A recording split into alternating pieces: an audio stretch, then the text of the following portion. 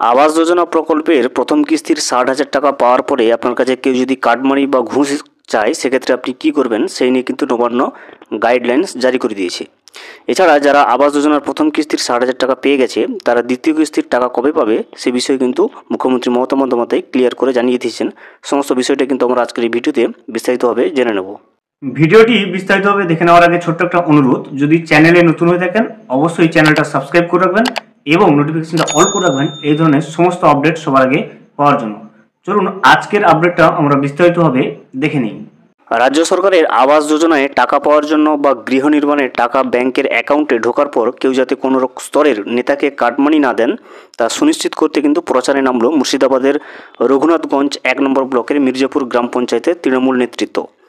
শুক্রবার সকাল থেকে ওই পঞ্চায়েত এলাকার বিভিন্ন গ্রামে দলের তরফে মাইকিংয়ে কিন্তু প্রচার করে গ্রামবাসীদেরকে সচেতন করা হয়।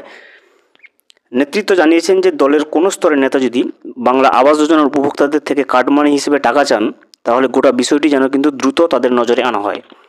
কেন্দ্রের বিজেপি সরকারের মুখাপেক্ষী না থেকে মুখ্যমন্ত্রী নিজেই কিন্তু প্রথম দফার আবাস যোজনার ১২ লক্ষ উপভোক্তার ব্যাংকের অ্যাকাউন্টে কিন্তু ৬০,০০০ টাকা করে পাঠিয়ে দিয়েছেন। দ্বিতীয় কিস্তির টাকাও কিন্তু এবছরের শেষে পেয়ে যাবেন উপভোক্তারা। দেখতে পারেন যারা প্রথম কিস্তির ৬০,০০০ টাকা পেয়ে গেছে তারা কিন্তু দ্বিতীয় কিস্তির টাকাটা এই বছরের শেষে কিন্তু পেয়ে যাবেন। পাশাপাশি নবান্নের তরফে আবাস যোজনা সংক্রান্ত যে কোনো সমস্যার সমাধানের জন্য কিন্তু ৩টি হেল্পলাইনও কিন্তু চালু করে দেওয়া হয়েছে। ভিডিওটি সম্পূর্ণভাবে দেখার জন্য অসংখ্য ধন্যবাদ।